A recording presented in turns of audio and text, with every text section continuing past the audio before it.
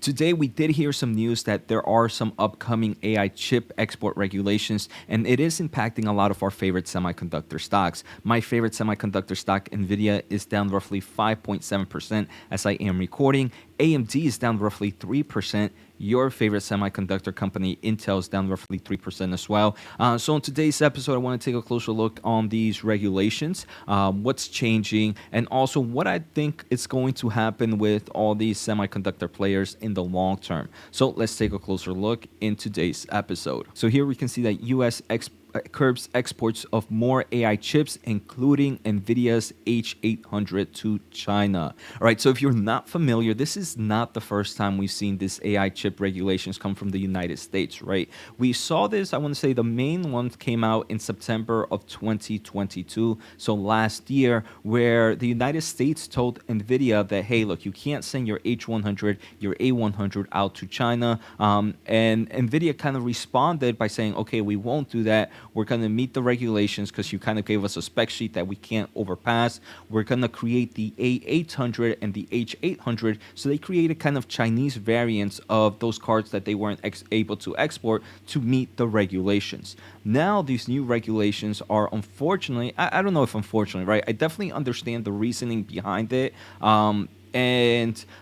Maybe unfortunately for the business, now we're seeing that even those flavored or kind of tweaked down versions are also going to be included in those regulations. Finally, I want to thank The Motley Fool for sponsoring this video, and check out fool.com/Jose for the 10 best stocks to buy now. With that link, you get a promotional offer for the subscription service. Now, let's continue with today's episode. The new export restrictions will restrict export of Nvidia's A800, H800 chips, like I mentioned earlier, and the restrictions could also affect chips sold by Intel and AMD. Other rules will likely hamper the sales and exports to China of semiconductor manufacturing equipment from companies such as Applied Materials, Lam, and Clack. So let's go back into kind of Intel and AMD.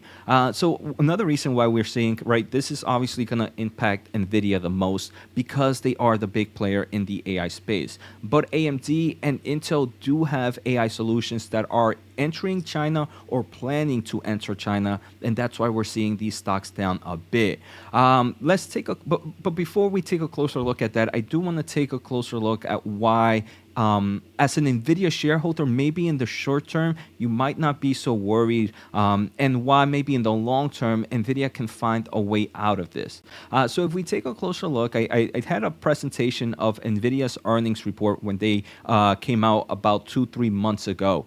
And inside that video, I discussed about the Chinese market. And luckily for us, Nvidia shared a lot of great information. First, they mentioned that, hey, data center is strong in China. China demand was within their historical range of 20 to 25% of their data center revenue, including compute and networking solutions. So right now we can see that the data center market definitely has a huge exposure to China, and this is why investors are worried, right? Because if you're unable to sell to China, then you're gonna end up losing 20 to 25% of your total revenue, or you would think.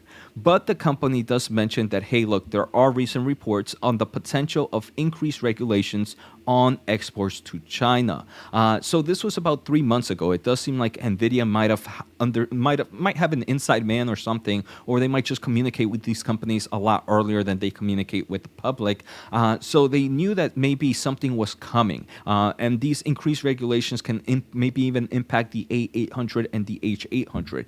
So they do mention that given the strength of the demand for their products worldwide, so they're saying this, we're seeing this huge AI demand, we do not anticipate that additional export restrictions on our data center GPUs, if adopted, would have an immediate material impact to our financial results. So the company is saying, hey, look, right now we're seeing this huge demand in AI, that even if we do see more export restrictions on the data center market, it's not going to affect us in the short term of things. Now, the real question I want to say is, what does Nvidia consider short term or immediate material? Is it just 1 quarter? Is it 2 quarters? Is it 3 quarters? Is it the year? Is it 2 years, right? For me, it should be at least 1 to 2 quarters or around there. Obviously, earnings are coming up, so we will probably hear a little bit more about that.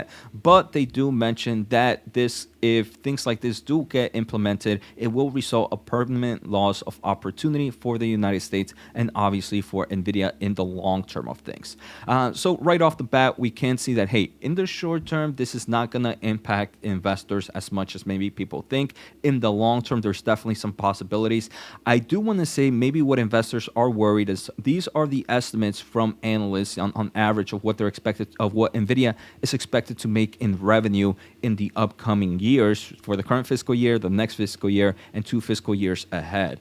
One thing that I think might start to happen is we might start to see a down tweak in maybe some of these estimates, at least for the next fiscal year and the year after that. I believe for the current fiscal year, estimates are going to stay pretty much the same.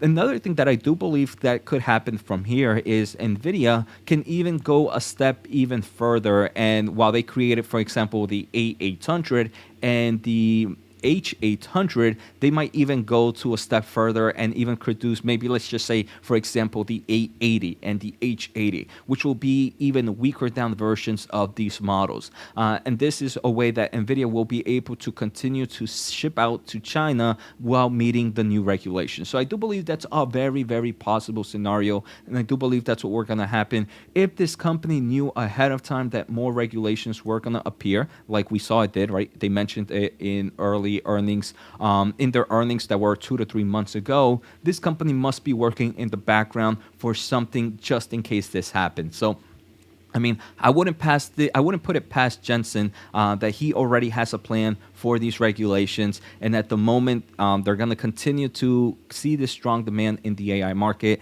But this is definitely going to be a topic of discussion for the upcoming earnings. As an Nvidia shareholder, one thing that I have said that I'm not purchasing at these levels. I do believe the stock has kind of rallied up, and it's really kind of priced to perfection to one way or another. But I still do believe that Nvidia can have a bigger market cap than it has right now within the next 5 years. So I'm not planning on selling, but even with this price dip, I'm still not planning on buying.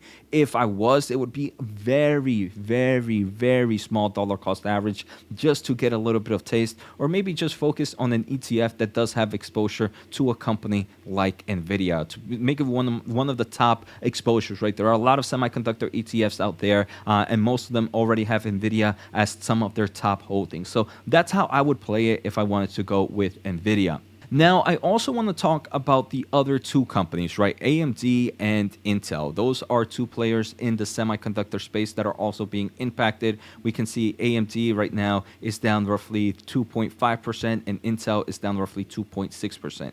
So AMD, in their most recent earnings, they did mention that, look, the China market is very important for them, certainly across their portfolios, CPUs. But they also think about the accelerated market, aka GPUs. Their plan is, of course, to be fully compliant with U.S. export controls, but we do believe there's an opportunity to develop products for our customer set in China that is looking for AI solutions and will continue to work in that direction. So right off the bat, we can see that Lisa Su, the CEO of AMD, also believes that there's a huge market opportunity in China. With these export regulations, they might have to rethink maybe a weaker down version of the MI300 that's upcoming. But overall, I do believe these semiconductor companies will be able to whip up something to be able to bypass these regulations and still be able to have that exposure into the Chinese market. Now, if we take a closer look at Intel, there are reports that came out in late September that Intel's China-specific AI chip in huge demand. Gaudi 2. So Gaudi 2 is doing amazing compare for Intel, right? It's nowhere near the H100, nowhere near the A100s in forms of demand, but it's definitely seeing its own demand within its market, right? So Intel's Gaudi 2 is doing really well, and they do have a nice demand in China. Unfortunately, we did see that these regulations might also impact some AI chips for Intel. I do believe that is going to be Gaudi 2. So in my opinion, companies like AMD, Intel, and Nvidia, this is more like news that is really going to bring a lot of bearish sentiment to the stocks.